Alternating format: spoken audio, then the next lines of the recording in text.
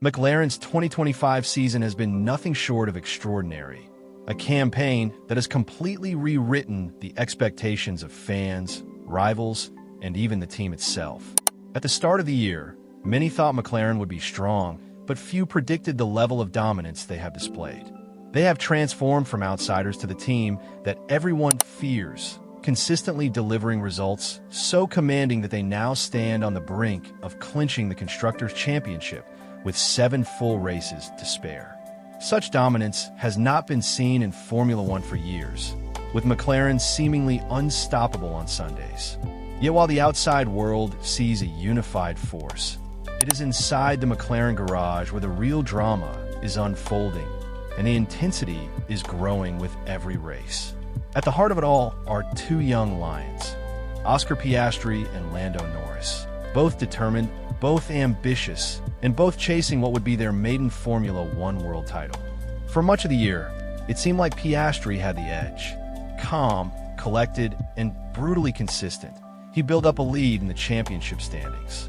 But Norris, long heralded as the future star of McLaren, has found his form, closing the gap and turning this season into one of the most dramatic teammate battles in modern Formula One. And then came the Italian Grand Prix at Monza, a race that poured gasoline onto an already smoldering fire. What should have been another example of McLaren dominance turned into the flashpoint of the season. A pit stop blunder, a controversial position swap, and whispers of favoritism exploded into a narrative that has divided fans, pundits, and even former champions. Was Oscar Piastri unfairly sacrificed to help Lando Norris? Or did McLaren simply apply their racing values, restoring order after a pit stop sequence went wrong? Even Bernie Ecclestone, never shy to wade into Formula One politics, accused McLaren of compromising fairness. Meanwhile, McLaren CEO Zak Brown has been adamant that both drivers will get equal opportunities and that Oscar Piastri deserves a genuine shot at glory. But beneath the headlines lies a deeper story, one about trust, legacy, and the future identity of McLaren as they navigate one of the most explosive title fights in years. If you care about the battle that could define the next decade of Formula One, this is the story you need to follow. Before diving into the fallout, make sure you hit that subscribe button because the McLaren drama is only just beginning and every twist could reshape the sport. The tension inside McLaren is a storyline worthy of a Netflix series. On one side stands Oscar Piastri, just 3 seasons into his F1 career, but already a polished driver with the maturity of a veteran. On the other is Lando Norris, McLaren's golden boy, who has carried the team through tough times and is desperate to convert promise into silverware. Both are immensely talented, both are relentless, and both know this could be their only shot at a world title in such dominant machinery. McLaren's strength in the Constructors' Championship has only intensified the focus on the drivers' duel. The team could wrap up the Constructors' crown in Azerbaijan, but inside the garage, every decision, every call, every pit stop now feels like it could decide the drivers' championship. The flashpoint at Monza will go down as one of the most talked about moments of the season. Norris, running comfortably in second, looks set for another podium finish when a disastrous 5.9-second pit stop derailed his race. In Formula One, where every tenth of a second matters, nearly 6 seconds stationary in the pits is an eternity. By the time Norris rejoined the track, Oscar Piastri had already cycled through the pits and gained track position. In racing terms, that's just how things go. Fortune favors one driver, misfortune strikes another. But McLaren made the call that ignited the controversy. They instructed Piastri to hand the position back to Norris. Officially, the reasoning was simple. They argued it was only fair to restore the pre-pit stop order, as the swap had occurred purely because of Norris's slow stop. But to fans, it looked far more sinister. On social media, in the paddock, and across F1 talk shows, the perception spread like wildfire. McLaren was protecting Norris, their longtime star, at the expense of Piastri, the man actually leading the championship. Former F1 boss Bernie Ecclestone was one of the first to slam McLaren's decision. In his words, fairness cannot mean penalizing a driver for the team's mistake. And many agreed. The stop was out of Piastri's control, yet he was the one asked to give up the position. To his credit, Oscar complied without fuss, but the optics were damaging.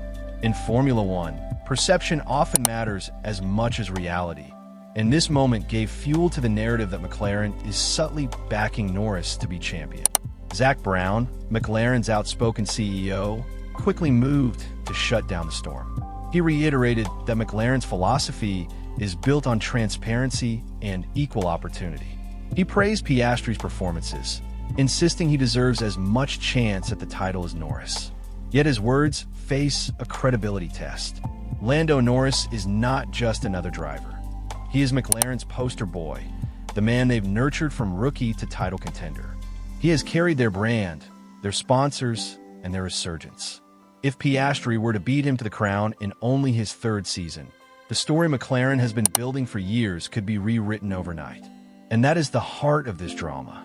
Beyond the strategies and pit stops lies the psychological contrast between the drivers. Piastri has been ice cool, almost unnervingly so. He has brushed aside questions about pressure, insisting his approach will not change. For him, risk-taking is calculated, measured, and not influenced by politics. That calmness may prove his greatest weapon, as he appears immune to the noise around him. Norris, however, is in a different place. He knows this is his time. After years of being labeled a future world champion, he finally has the car to make it happen. But with that opportunity comes crushing pressure. If he fails to deliver in McLaren's golden season, it could become the defining regret of his career. Team principal Andrea Stella has also weighed in, providing his own version of events at Monza. According to him, the pit stop sequence was designed to cover Charles Leclerc, with Piastri stopping first and Norris second. The plan, Stella explained, was never to change their order. Norris's slow stop simply distorted the strategy, and the instruction to swap positions was about restoring fairness, not favoritism. But as always in Formula One, explanations are rarely enough. When titles are at stake, every clarification sounds like spin. The more McLaren defends its decision, the more fans grow suspicious. And therein lies the danger. McLaren has not been in this position for years. Unlike Mercedes during the Hamilton-Rosberg rivalry or Red Bull during Vettel and Webber's clash, McLaren has little recent experience managing a two-driver title fight. Do they let their drivers battle freely, risking chaos and collisions? Or do they quietly back one to secure the title, sacrificing harmony for certainty?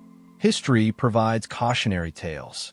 Think of the explosive Hamilton-Rosberg duels at Mercedes, or Alonso versus Hamilton in 2007, which tore McLaren apart from the inside.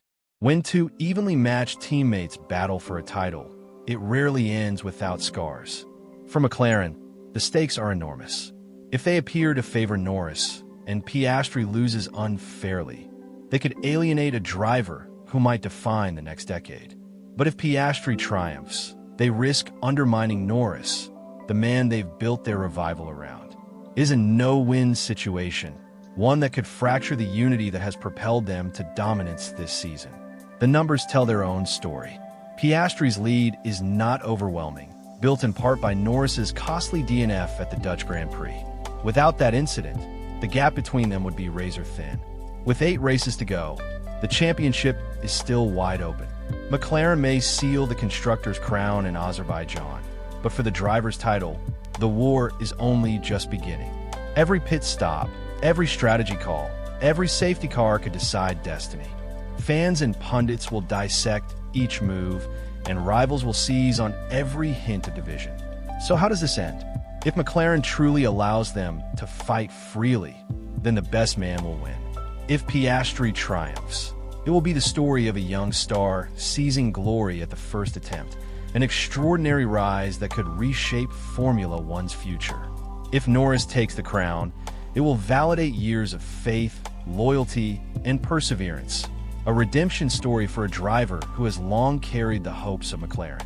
But if manipulation, favoritism, or politics creep in, McLaren's reputation could take a lasting hit, one that overshadows even their trophies. This battle between Piastri and Norris is not just about speed. It is about trust, legacy, and the philosophy of competition itself. And with every race, the tension grows heavier. So the question remains, is McLaren genuinely giving both drivers an equal shot, or is there already an invisible hand tipping the scales toward Lando Norris? And if Piastri does win his maiden world title, will it be thanks to pure racing, or will it be remembered as a story of trust lost and regained within McLaren itself? Let me know your thoughts in the comments below.